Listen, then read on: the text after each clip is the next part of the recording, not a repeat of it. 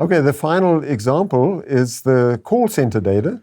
And Rob, do you want to tell us about these data? So this is a simulated data set looking at how long a person is willing to wait for an operator to pick up after they've called a phone line for asking for help. So the response here is the time until the call is picked up, and it's possibly censored if the customer decides to hang up before the call is answered. And some of the features are the number of operators that were available at the time the call was made.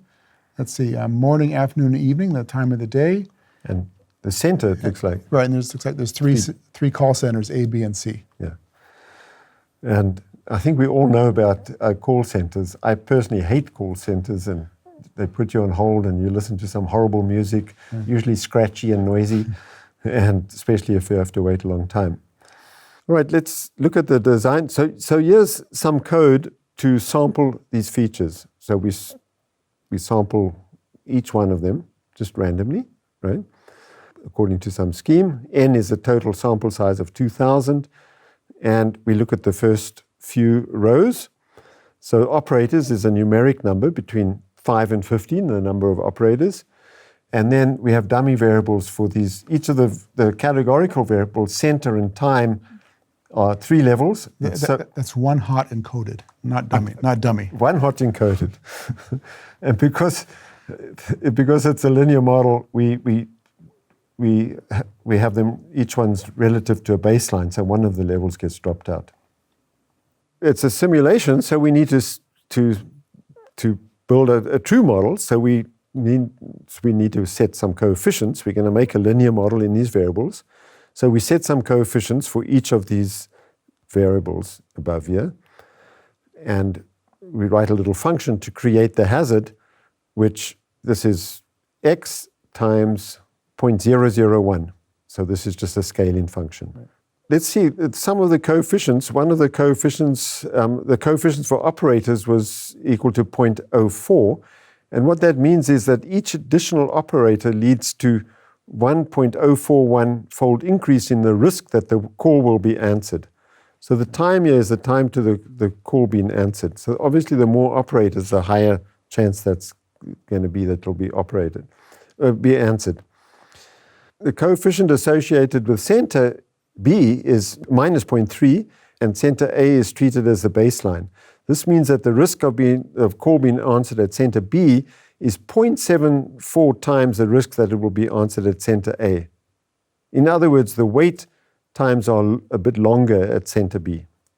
So that gives you an idea of the basis. We use a package called CoxEd, and there's a sim serve data function in there, and it allows us to specify the maximum possible failure times, in this case, which we set to equal to 1,000 seconds for a customer.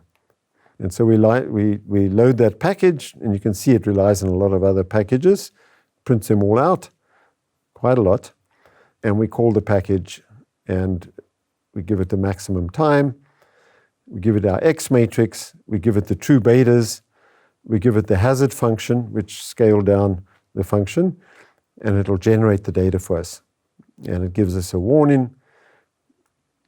So it tells us that we had right censoring, which we expected, because we set a maximum to the wait time. The result is we get the queuing data as a data frame, and it's got a bunch of variables. Okay?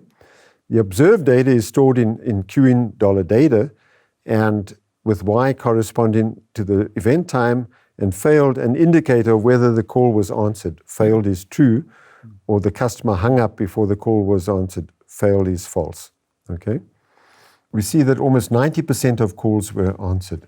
You know, one of the things that's tricky about simulating survival data, like if you're doing research in survival, it's hard to know what the signal to noise ratio is, right? Like in a linear model, you can look at the size of the beta and sigma squared and figure out sort of how to simulate data of sort of medium signal to noise ratio. But survival data is much more complicated, right? So, is for example, are these betas large? Is the sample size, 1,000? Is that large enough to find effects? So it's kind of tricky. Right. So typically, what I do at least is I'll start with some settings like this, and then I'll produce the data and fit a Cox model, as we're going to see right now.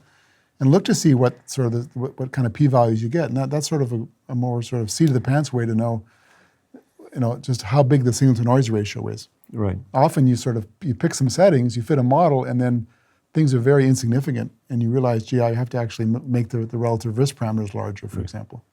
And vice versa, right? Yeah. You can set the parameters in a simulation, so anything would do well. Right. It's just so easy. Yeah. So it really is. There's an art in creating just the right kind of simulation data. 90% of the people waited for the call to be answered. Right, 10% were censored. They dropped out.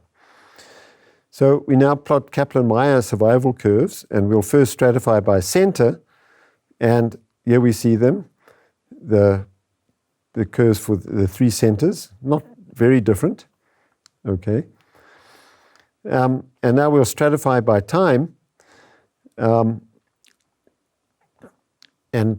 time was a time of the day, whether it was morning, afternoon, or evening, and again, not too different. And now we'll do a log rank test to see if center is significant.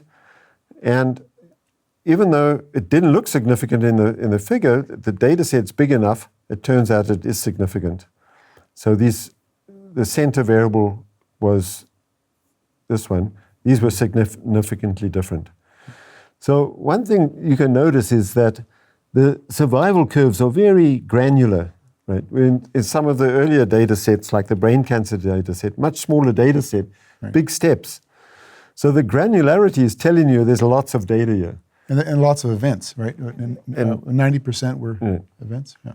So what our eye tells us is not a very big difference. It's turned out to be significant in this case. We probably expect the same thing here. And sure enough, when you do the log rank test on time, it's also strongly significant. Now we fit a Cox proportional hazards model to the data using all the variables, and we see that center B was significant different from center A, but center C was not significantly different from center A, and both evening and morning were different from midday. Right, and so that's it. So there we have 3 examples. We fit the Cox model to each. Fairly simple modeling process, a very useful tool for modeling these kinds of data.